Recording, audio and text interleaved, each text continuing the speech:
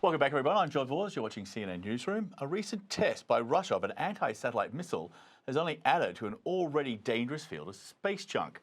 US officials say debris from an exploded satellite creates a danger for the international community, undermines strategic stability. Russia denies the test was dangerous. A number of other countries have also blown up their satellite. That includes the US, China, as well as India. Joining me now from Tokyo, Chris Blackerby is the COO of Astroscale, a company that removes orbital debris. Chris, thanks for being with us.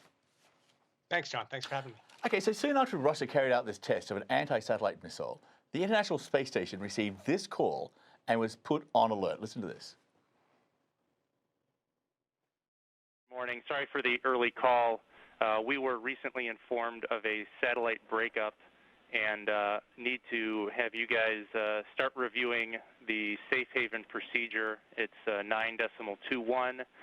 We are planning on performing through Block 8, which will include closing the radial hatches. We can support you getting into suits at your discretion. It's your call. Just to note that the Soyuz crew is not in suits, and then heads up 15 minutes to the next debris field past TCA. So safe haven procedures include taking shelter in the SpaceX Dragon, which is the return spacecraft, closing hatches to radial modules. They also talked about wearing spacesuits. So how much immediate danger was posed to the space station, and how much danger is it in now? Because that junk is still there, right? Yeah, that's quite a wake-up call, isn't it? Literally and figuratively. Yeah, it's still up there. I don't think the risk. I can't speak to the immediate risk to the station, but the fact is, it's more than just the astronauts on orbit that are at risk from this. An increase in debris in an already debris-filled orbital environment is a risk to all of us. We're reliant on the satellites that are in orbit for so much of what we do on a daily basis, and an increase like this only adds to the risk, not just to those astronauts in orbit, but to all of us on Earth. I was reading Space.com said that because of this added debris in that field, satellites already in orbit now have increased by 100% the amount of orbital maneuvers they need to make to avoid this extra junk. So there is a real potential that we could lose all satellite communication at some point because of this. It's not surprising to hear that kind of statistic. When you think about the number of pieces of debris, small debris in the hundreds of millions, and larger debris, that really could have a significant impact in the 30,000 or so.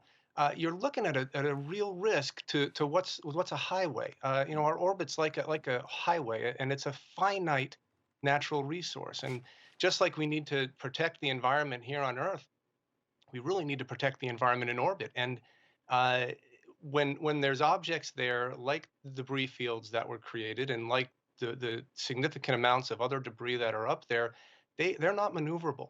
So they're just an active risk that is perpetually circling the Earth and adding a risk to all of the economy and benefits that we get from space.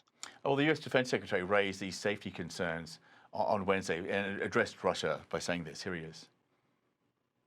There's a debris field there now that'll be there for forever, and it's a safety concern, and so we would call upon Russia to act more responsibly going forward. I mean, they have the ability; they know exactly what kind of debris field they're going to create, and so we wonder why they would move to do such a thing. So.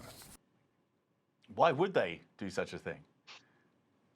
I really can't speak to that, and I'm not sure why they wouldn't. But that's a question I can tell you, John, that people around the community are asking. There were Russian astronauts on the station as well, and all of us, regardless of nationality, derive benefit from what we get from space. And cleaning up the debris in space is not as easy as cleaning it up here. When there's an accident here on Earth, it's hard enough to clean up when there's an environmental accident here on Earth, but at least we have gravity to help us to find it and pick it up.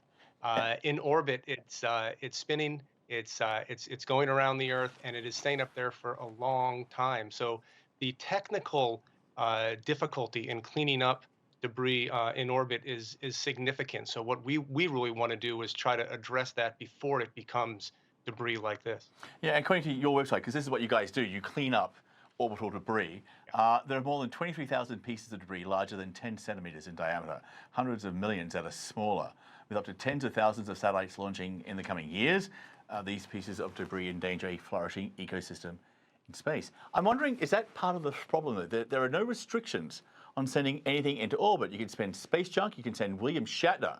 Anyone can do anything.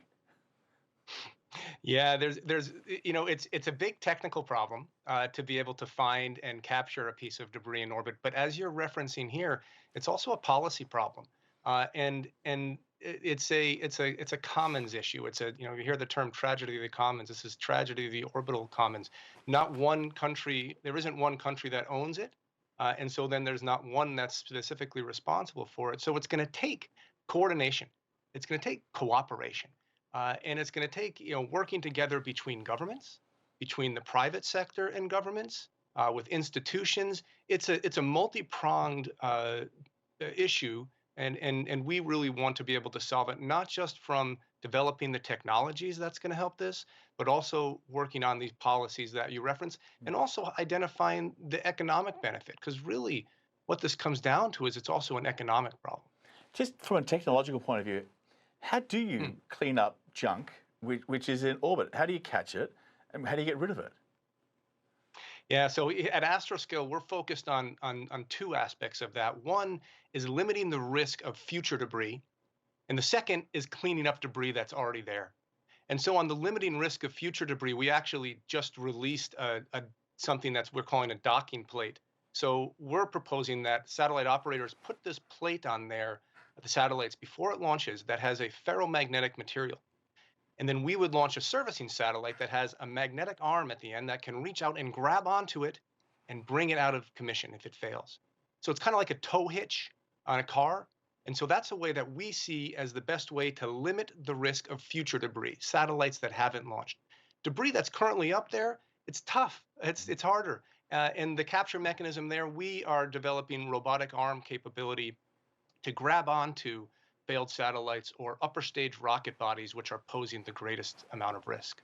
Yeah, I don't think people realize, because one little piece of debris can cause havoc for satellites, and as well as the space station can rip holes in structures. So this is a concern. This is something which we need to look at, and no one really, I think, is taking a coordinated approach. But at least you guys are doing something, which is great. So Chris, thanks for being with us. Thanks so much, John.